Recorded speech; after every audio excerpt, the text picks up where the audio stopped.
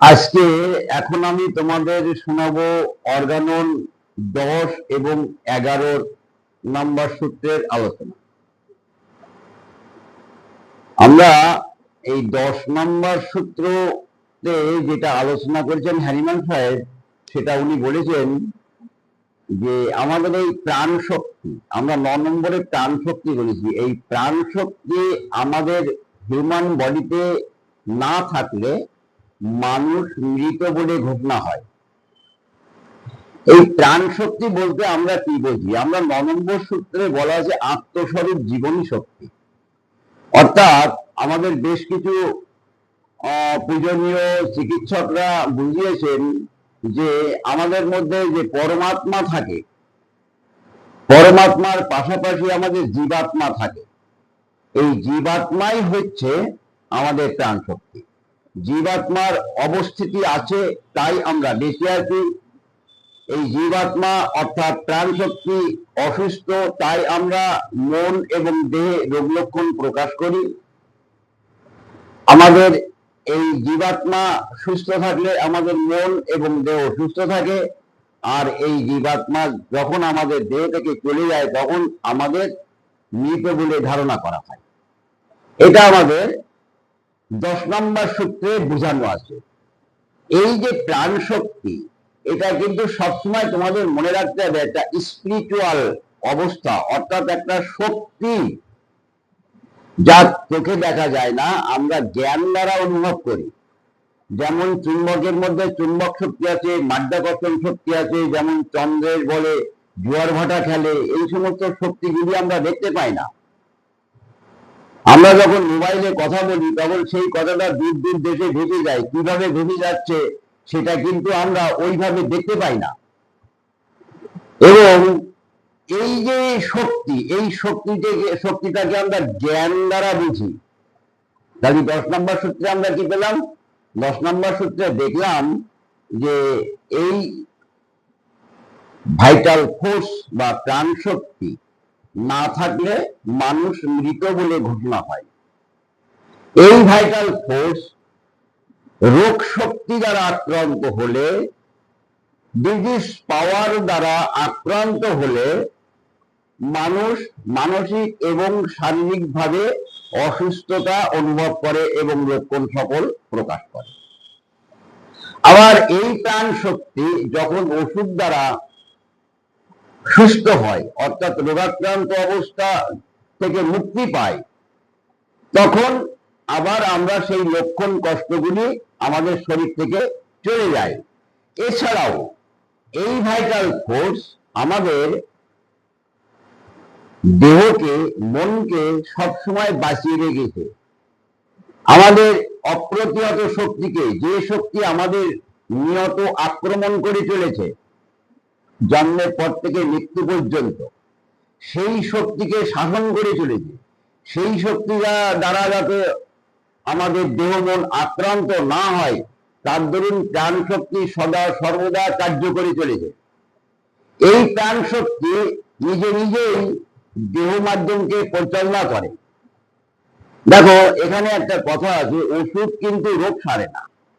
ওষুধ রোগ সারতে প্রাণ শক্তিকে সাহায্য করে। আর প্রাণ শক্তি যখন সুস্থ হয় তখন নিজের গুণেই, নিজের ক্ষমতায় দেহটাকে আবার রিপেয়ার করে তোলে, অর্থাৎ আরোগ্য করে তোলে, অর্থাৎ লক্ষণ সকল দূর হয়ে যায়, মানসিক এবং শারীরিক লক্ষণ সকল দূর হয়ে যায়। এটা আমাদের 10 নম্বর অনুচ্ছেদে বোঝানো আছে। 10 নম্বর অনুচ্ছেদে বিশাল আলোচনা নেই, আমরা এরপরে 11 নম্বর অনুচ্ছেদ বলবো। এই 11 নম্বর অনুচ্ছেদটা আমরা লক্ষ্য করি, আমাদের প্রাণ শক্তি যে রোগ শক্তি দ্বারা আক্রান্ত হয়েছে সেটা আমরা কি করে বুঝলাম? আমরা বুঝি যে যখনই আমাদের সুস্থ মনের অনুভূতিমূলক লক্ষণগুলি পরিবর্তন হয়,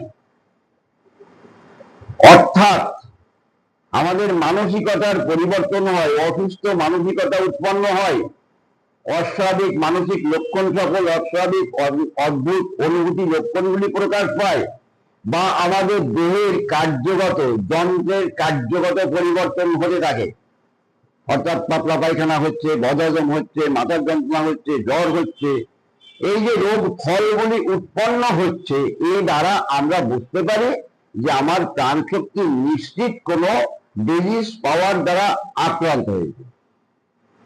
মানুষ বাহ্যিকভাবে আক্রান্ত হয় স্থূল কারণ দ্বারা, শিয়ালে কামড়ালো, কুকুরে কামড়ালো, সাপে কামড়ালো, অ্যাক্সিডেন্ট করলো, জলে ডুবে গেল, আগুনে পুড়ে গেল, এইভাবে বাহ্যিক কিছু কারণ দ্বারা মানুষ আক্রান্ত হয়।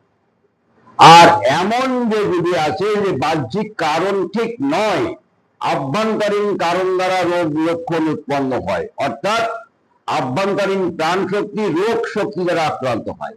কুকুরে কামড়ালে তো আমরা দেখতে পাই যে কুকুরে কামড়ালো, কিন্তু রোগ শক্তি যখন আমাদের দেহকে আক্রমণ করে তখন কিন্তু আমরা দেখতে পাই না।